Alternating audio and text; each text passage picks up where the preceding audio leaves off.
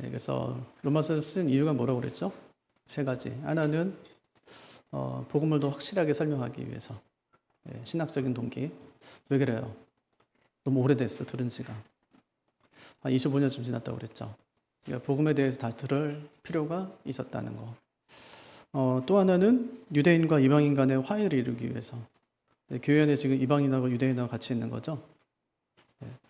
그래서 음식 먹는 문제 때문에 지금 갈등이 좀 있으니까 이 문제를 좀 해결하기 위해서. 또 마지막 세 번째는 선교적 지원을 좀 요청하기 위해서.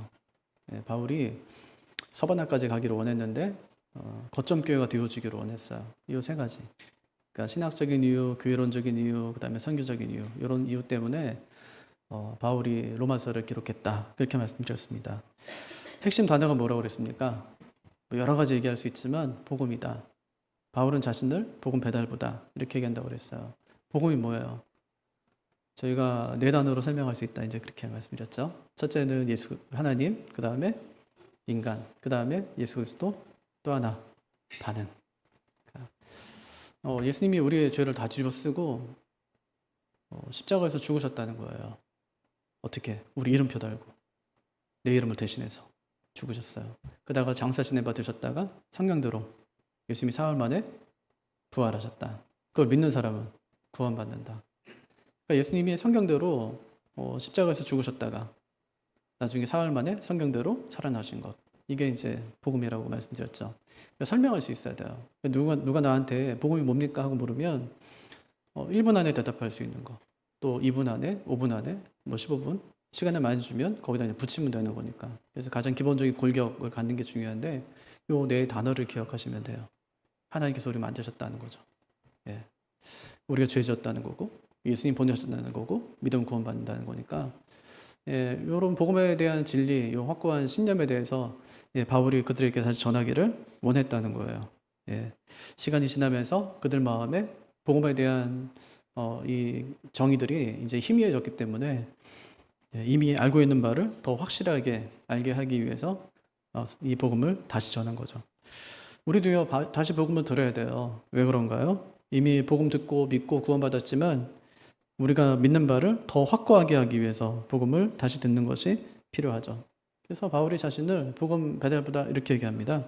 하나님의 아들이 육신의 몸을 입고 다윗의 이 땅에 오셨다. 그런데 그분이 구약에 예언된 메시아시다. 그분이 우리를 부르셨고 우리가 믿고 순종하게 된 그분이다. 이렇게 이제 전합니다. 우리도 이런 복음의 내용에 관해서 확고하게 좀 알 수 있게 되기를 바랍니다.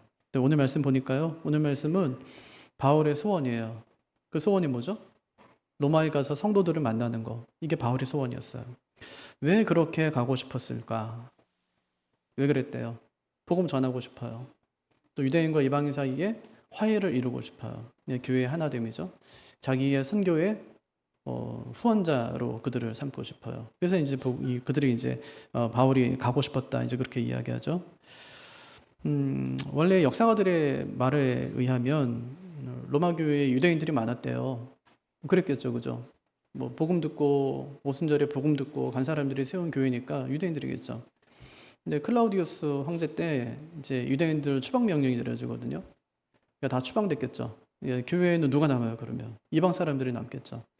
그러면 유대인들이 먼저 세웠을 때는 어쨌든지 간에 유대인의 전통 아래서 세웠을 거 아니에요. 유대교의 전통 아래서. 그러니까 뭐 엄격하게 뭔가 지킬 것은 지키고 막 이렇게 했던 것들이 있겠죠. 특별히 이제 그들이 예민했던 것 중에 하나가 음식 먹는 문제니까. 근데 유대인들이 다 나오고 나서는 이방인들이 이제 교회를 이제 채워가면서부터는 그 문제가 이제 다시 이제 생겨지게 됐겠죠. 그리고 시간이 지났고 유대인들이 다 돌아왔을 때 그때 교회안을 보니까 자신들이 세웠을 때 처음 모습의 교회와는 다른 모습이었겠죠. 둘이 갈등이 일어난 거죠. 둘 사이에 화해를 이루기 위해서. 또 있어요.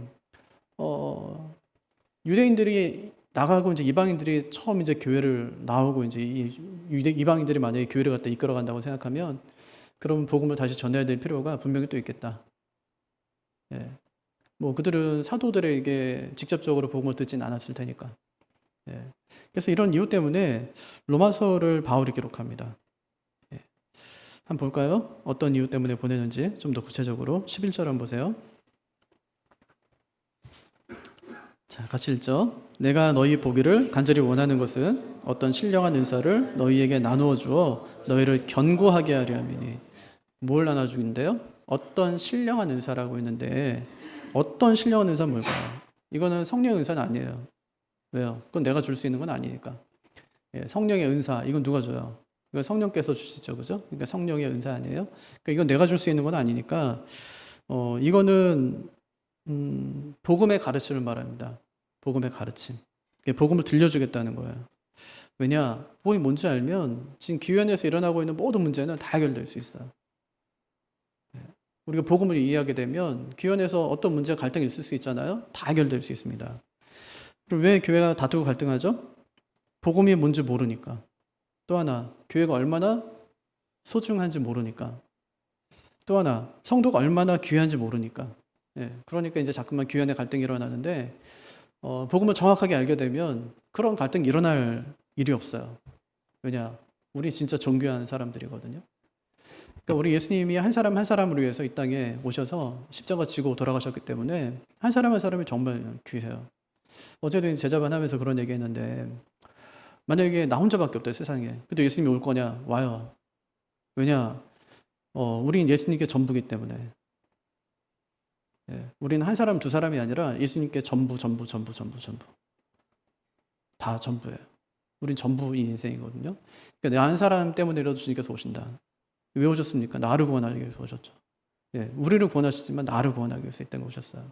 그러니까 나는 굉장히 하나님 앞에서 존귀한 존재라고요. 우리 한 사람 한 사람이 그래요.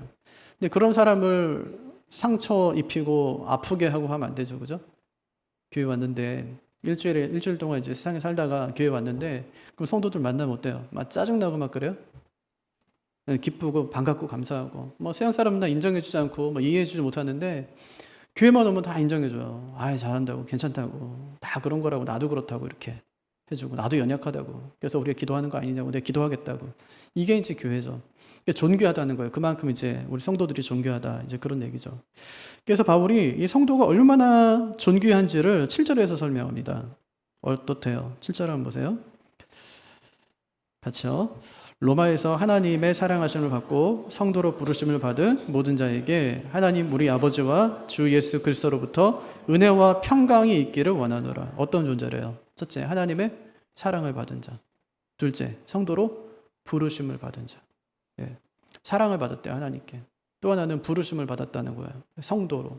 이 성도는 글자 그대로 순수한 사람, 구별된 사람 이런 뜻입니다. 6절에 보니까 우리는 뭐라고 그래요? 그리스도의 것. 누구 거예요? 그리스도의 것. 그게 성도예요. 또 세 번째, 하나님의 은혜와 평강을 누리는 자다. 그렇게 얘기하거든요. 은혜와 평강. 이게 이제 바울의 인사법이에요. 은혜. 요거는 이제 헬라식 인사고 평강. 요거는 유대식 인사예요. 은혜는 모든 사람에게죠. 평강은 어떤 사람에게 주어지죠? 값이 다 지불된 사람에게 주어지는 것이 평강이에요. 샬롬이 그런 뜻이거든요. 값을 다 지불한 상태. 빚이 없어진 상태. 그게 이제 평강이에요. 그래서 항상 은혜와 평강은 앞에 늘 은혜가 먼저 와요. 평강은 뒤를 따라와요. 은혜가 임해야 평강이 임하게 되는 거예요. 평강부터 임할 수가 없어요. 죄의 사함이 있었기 때문에 하나님과 우리 사이에 또 사람과 사람 사이에 평강이 임하게 된 것이죠. 그래서 헬라식 인사, 유대식 인사를 함께 섞어서 항상 얘기해요. 어디 가든지 항상 처음 인사가 뭐냐면 은혜와 평강이 너희에게 있을지어다. 마지막에도 항상 은혜와 평강이 너희에게 있기를 원한다. 그러니까 요거는 기원이죠. 그렇게 됐으면 좋겠다. 하나님께서 그렇게 은혜와 평강을 너희에게 부어주셨으면 좋겠다. 이제 간구하는 것이죠. 이렇게 로마교회 성도들이 이런 존재가 됐다는 거예요. 하나님의 사랑하심을 받고 하나님의 부르심을 받았대요. 그게 하나님의 은혜고요. 그게 평강이 그 교회 가운데 임하게 된 거예요. 그래서 바울이 하는 말이 그 다음 8절이에요. 어떻게 하죠? 성도들이 이미 그런 존재가 되었다는 것을 깨닫고 나서 바울이 한 말 8절 한번 같이 읽어보죠. 시작. 먼저 내가 예수 그리스도로 말미암아 너희 모든 사람에 관하여 내 하나님께 감사함은 너희 믿음이 온 세상에 전파되미로다. 어떻대요? 바울이 뭐 하죠? 딱 깨닫고 난 다음에 이게 존귀한 사람들입니다 한 다음에 했던 것이 첫 번째, 하나님께 감사하는 일이에요. 감사 이유가 뭐래요? 예수 그리스도로 말미암아 뭐 해줬는데요? 십자가에서 대속해 줬으니까. 십자가에서 이루신 일 때문에 지금 감사하는 거예요. 만약 예수님의 구속이 없었다면 그럼 감사할 일도 없어요. 구속받았기 때문에 감사해요.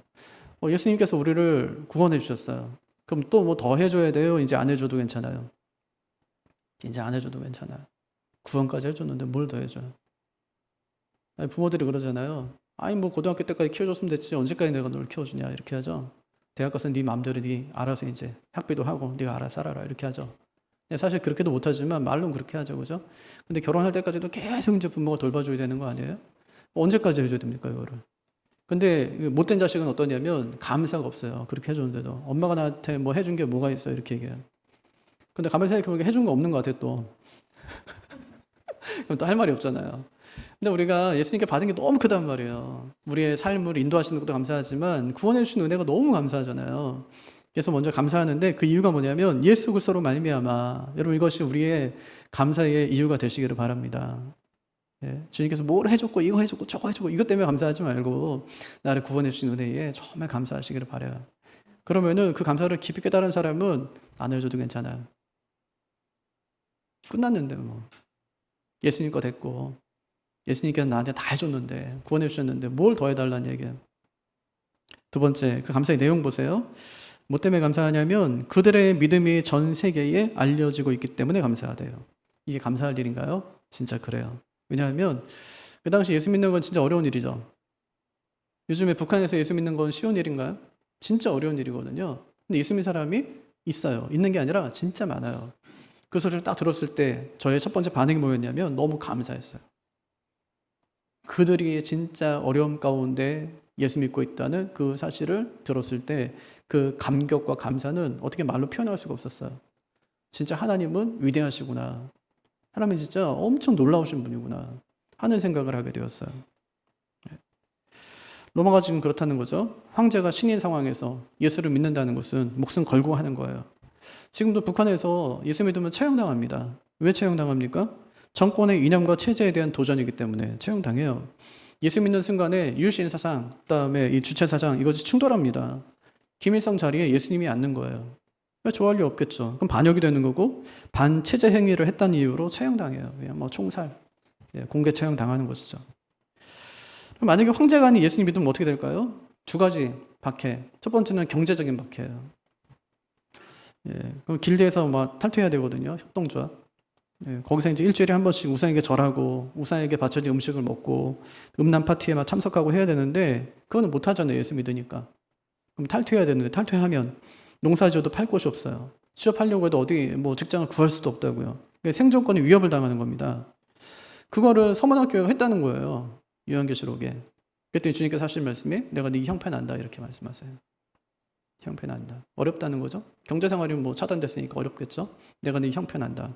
그때는 이제 의지할 것이 뭐예요? 하늘밖에 없어요. 이게 만나 매출하기. 하늘에서 내려주는 걸로 그때부터 살아가는 거예요.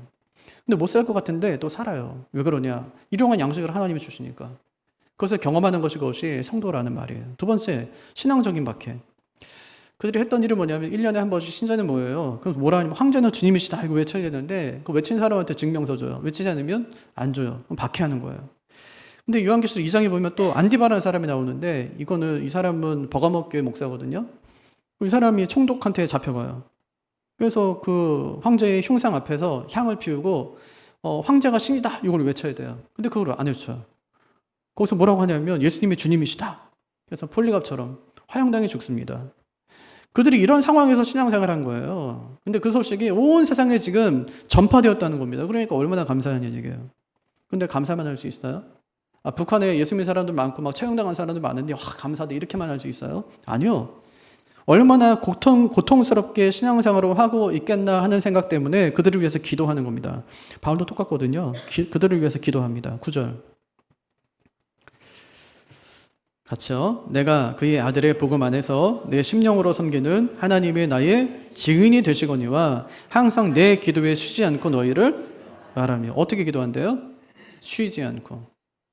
이거는 기도의 양을 말하나요? 아니요. 이 말은 빼먹지 않는다는 말이에요. 기도할 때마다 로마 교회를 위해서 기도한다는 말이에요. 여러분도 그런 분 계시죠? 그죠? 빼놓지 않고 기도하는 거. 누구 위해서 해야 돼요? 여러분 가족, 형제, 자녀. 예수 믿지 않는 우리 식구들을 위해서 빼놓지 않고. 하루에도 몇 번씩 기도할 때마다 늘 생각 가운데 기도해야 돼요. 바울이 그렇게 기도했다고요. 예, 뭘 위해 기도한대요? 10절.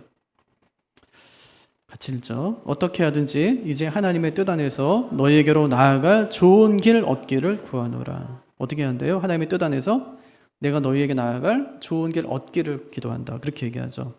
왜 로마로 가고 싶었다고요? 그 이유가 나와요. 11절.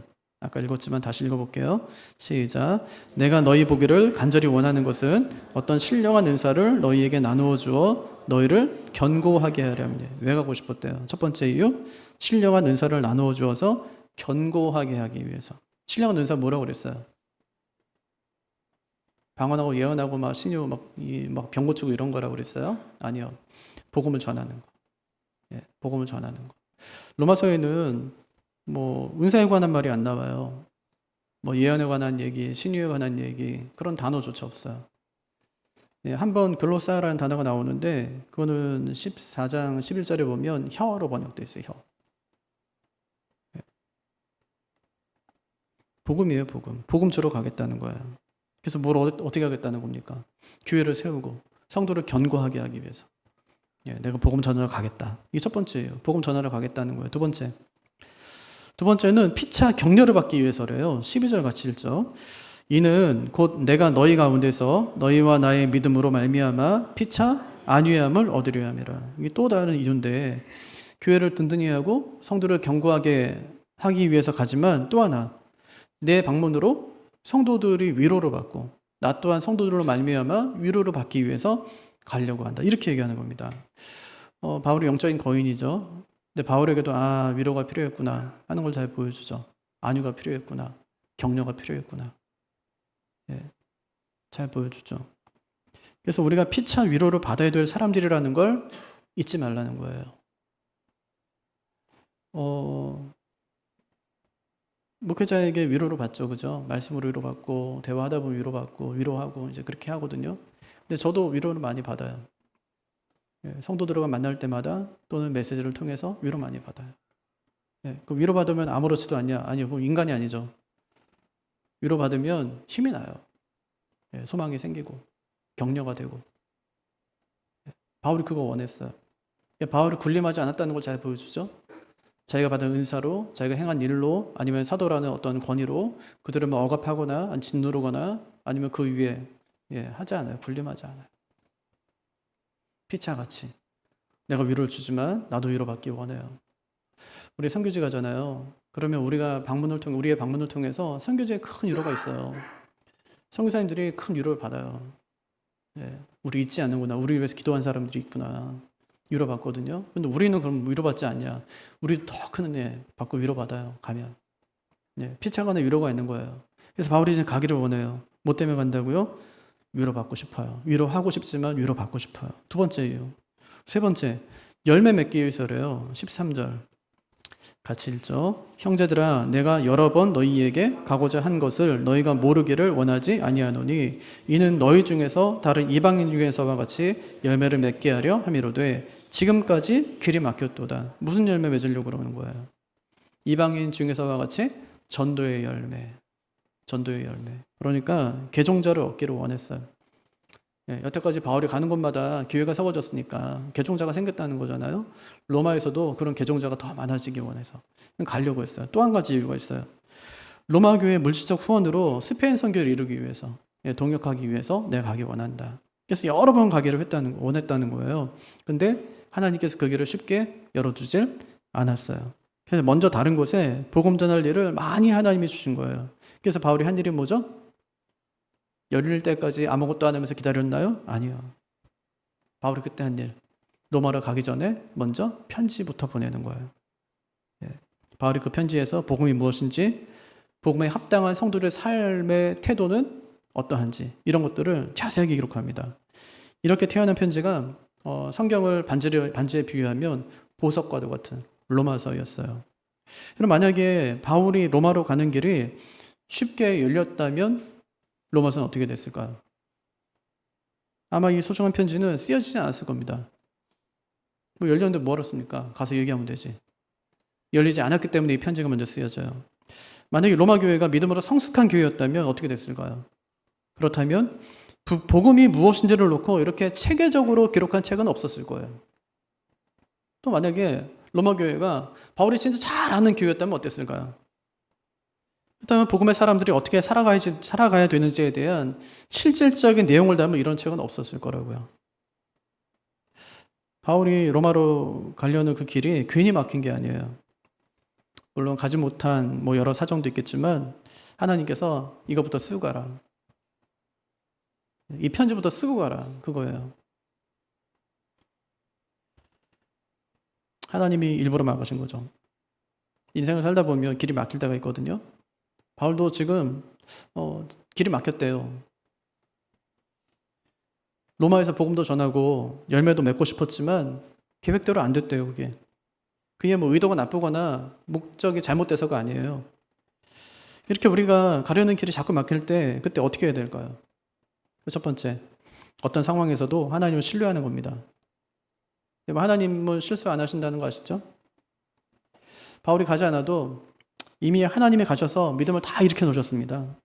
그가 복음을 전하지 않아도 하나님은 미리 이미 그 복음을 전하셔서 교회를 이미 하나님이 다 세워 놓으셨어요. 만약 그가 못 가고 죽었더라도 하나님은 당신이 해야 될 일을 다 하셨을 겁니다. 그러니까 어떤 상황에서도 하나님을 신뢰해야 돼요. 길이 막혔다.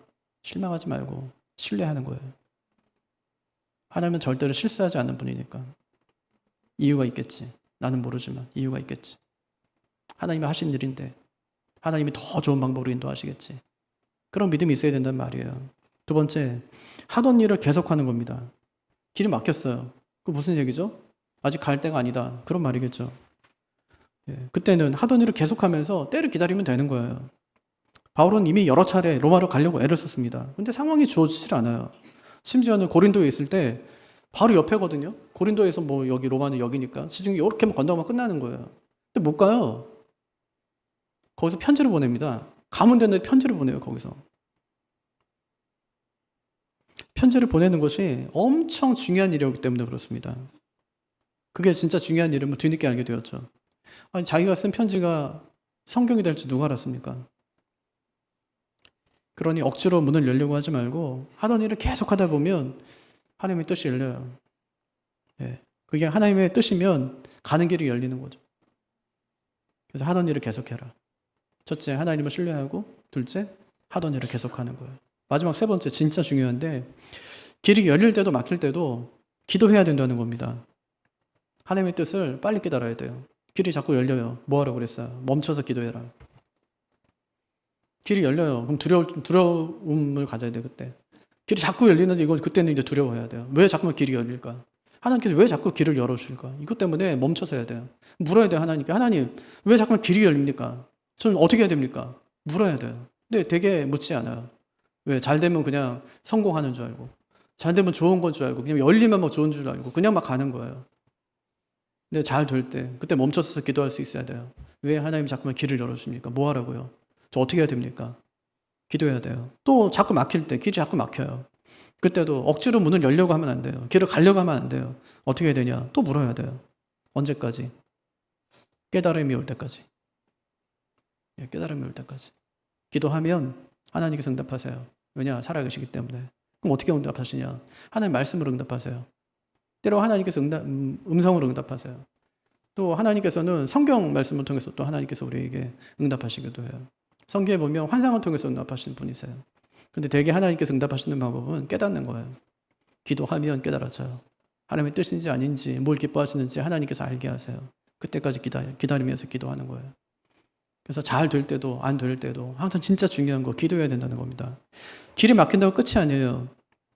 바울이 가지 않아도 하나님께서 이미 복음을 전하셨고 로마의 교회까지 세워놓으셨어요. 그가 가지 않았기 때문에 로마서를 쓸 수 있었고 복음이 우리의 손에까지 들어올 수 있게 되었다는 말입니다. 그러니까 길이 열리면 그게 복인 줄 알고 막 냅다 막 달릴 생각만 하지 말고 왜 자꾸 하나님이 길을 열어주시는지 기도하고, 길이 막히면 내 인생 끝났구나 하고 생각하고 거기서 멈춰서 자기 인생을 원망하지 말고 하나님의 뜻이 무엇인지를 묻고 또 물어서 하나님이 기뻐하시는 길로 나아가는 우리가 되기를 바랍니다. 바울은요, 길이 막혔을 때 하던 일을 계속해요. 그 일이 뭔가요? 자기가 부르심을 받은 일, 전도하는 일이에요. 이것이 우리가 인생길에 막혔을 때 꼭 기억해야 되는 일입니다. 그때 어떻게 해야 될까요? 하던 일을 계속하는 거예요. 우리가 처음에 이제 신학교로 가면 다 될 걸로 생각해요. 하나님 부르셨으니까 하나님 뭐 쓰시겠지 하고요. 그 전도사 지났어요. 강사 지났어요. 부목사 이제 오래 했는데 담임 목회 하고 싶은데 길이 안 열려요. 그럼 생각하죠. 그만둘까? 이렇게 해요. 왜 하나님 불러놓고 왜 나를 쓰지 않는 거지? 하고 생각해요. 그럼 어떻게 될까요? 안 열리면? 부목사 평생 하면 돼요. 안 써주면 따로 다른 거 하면 되죠. 밖에 나가서 복음 전하면 되죠. 아니 교회에서 아이들 가르치면 되죠. 아니 교회에서 교회 가겠다는데 오지 말라는 교회가 어디 있어요? 자리를 달라니까 오지 말라지. 근데 내 자리가 성경 교사로서 하나님이 준비시킨 거라면 아이들 교육하면 되죠. 아이들 교사로 아이들 가르치면 되죠. 공부해도 얼마나 좋아요. 아이들 성경 가르치면 되죠. 하던 일을 계속하면 되죠. 누가 하지 말래요? 자기가 안 하는 거지. 좋은 길 좋은 자리 뭐 큰 거 막 달라니까 그러니까 못 하는 거지. 자리가 없는 게 아니라고요. 할 수 있는 사역이 없는 게 아니라 사명이 그친 것이 아니라고요. 여러분 길 문제가 아닙니다. 이게 사명 문제예요. 바울은 길이 막혔어요. 사명 끝났나요? 아니요. 사명은 계속돼요. 그게 14절 15절이에요. 이것도 읽어보죠. 헬라인이나 야만인이나 지혜 있는 자나 어리석은 자에게 다 내가 빚진 자라. 그러므로 나는 할 수 있는 대로 로마에 있는 너희에게도 복음 전하기를 원하노라. 빚졌대요. 자기가 빚진 자다. 복음에 빚졌대요. 사실 뭐 헬라인, 야만인, 그 다음에 지혜 있는 자, 어리석은 자, 그건 뭐 무슨 상관이 있습니까? 무슨 빚을 졌다는 말이에요. 그들은 바울을 괴롭힌 사람들 아니에요? 갈 때마다 뭐 옥에 가두거나 매 때리고 이런 사람들인데 무슨 빚을 졌다는 거예요? 존 스토트 목사님이 이 구절 설명하면서 빚을 지게 되는 두 가지 경우가 있대요. 우리가 일반적으로 생각하는 빚은 남에게 뭔가를 빌렸을 때다. 또 하나는 누군가에게 줘야 될 것을 대신 맡고 있는 경우다. 바울은 로마의 성도들에게 빌린 것은 아무것도 없었지만 예수 그리스도로부터 그들에게 복음을 전하라는 소명을 받았기 때문에 복음의 빚진 자라고 이야기했다. 맡았다는 거예요. 왜 맡았죠? 예수님 맡긴 거예요. 빚졌어요. 줘야 되는 빚. 헬라인, 야만인, 지혜 있는 자, 어리석은 자. 세상에는 모든 사람들이에요. 로마 사람들만이 아니에요. 바울이 어떻게 로마로 가는 길이 막혔는데도 불구하고 낙심하지 않고 자기 사역을 계속할 수 있었냐? 딱 하나예요. 자기 사명이 분명하니까. 모험에 살아야 되는지가 분명하니까. 길이 막혀도 상관없어요. 왜? 그래도 이 길은 계속할 수 있으니까. 가면 좋겠지만 하나님 막으시면 억지로 그 문을 열지 않는다고. 여기서 일을 하면 되니까. 내가 복음의 빚진 자라는 그 사명이 바울의 사역을 멈추지 않게 했다는 말입니다. 여러분 수능이 얼마 안 남았거든요. 아마 원하는 대학에 가기는 참 쉽지 않을 거예요. 대학은 오라고 그러는데 내가 못 가요. 대학이 뭐 길을 막고 문을 닫는 게 아니에요. 대학의 정문에 가보면 엄청 넓어요. 동상 하나가 서 있어요. 와라 다. 설립자가 다 오라고 이렇게 환영해줘요. 근데 못 가요. 잘 안 된다고요. 여기에. 근데 어느 대학을 가든지 뭐 가지 않든지 정말 진짜 중요한 건 뭐냐면 내가 복음의 빚진 자로 살아가는 거예요. 취업 때가 됐죠. 원하는 직장에 들어가기 아마 힘들 거예요. 하지만 어디서 일하든지 내가 누구인지 내가 무엇을 위해 살아야 되는지 이것을 잊지 않는 것이 더 중요하다고요. 그 직장이 평생 직장 아니에요. 사람 일은 앞으로 어떻게 될지 아무도 몰라요. 진짜 중요한 것은 뭐냐면 내가 누구인지를 아는 거예요. 내 사명이 무엇인지를 정확하게 아는 거예요. 그럼 어디 있든지 상관없어요. 어떤 공부를 하든 상관없어요. 그를 통해서 하나님을 신실하게 섬기며 평생을 살아갈 수 있다고요. 바울은 번번이 로마로 가는 길이 막히지만 절대 당황하지 않습니다. 낙심하거나 실망하지도 않아요. 왜 그러냐? 왜 이렇게 길이 안 열립니까? 뭐 자꾸 이럴 거면 저 안 합니다. 이렇게 하지도 않아요. 어디서 그 일을 하느냐보다 내가 무엇을 하느냐가 더 중요한 것을 알기 때문에 로마로 가는 길이 열리든지 열리지 않든지 하나님 앞에서 한 가지라며 살아갑니다. 자기 사명을 감당하며 살아가는 거예요. 자신이 복음의 빚진 자임을 알고 그것이 로마가 아니더라도 자기가 꿈꾸고 생각한 곳이 아니더라도 그는 자기 삶을 삽니다. 자기 인생을 살아요. 여러분 우리의 삶도 그렇게 되기를 바랍니다. 여러분 또 인생의 길이 자꾸 막힐 때 아무리 기도해도 그 길이 열리지 않을 때 그때는 길을 열어달라고 기도하는 대신에 사명의 끈을 놓치지 않고 내가 살아갈 수 있도록 기도하고, 또 하나님은 절대 실수하지 않는 분이라는 사실을 기억하고 내 삶을 하나님께 온전히 맡겨드리는 그런 삶이 우리의 삶이 되기를 바랍니다. 일할 곳이 없는 게 아니에요. 안 하려는 거지.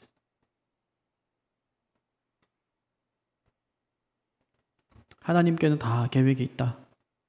요거 한 가지 기억하십시오. 그러면 하나님께는 다 계획이 있다. 하나님 그 계획대로 우리를 쓰실 것이다.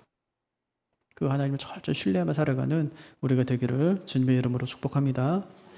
자리에서 일어나셔서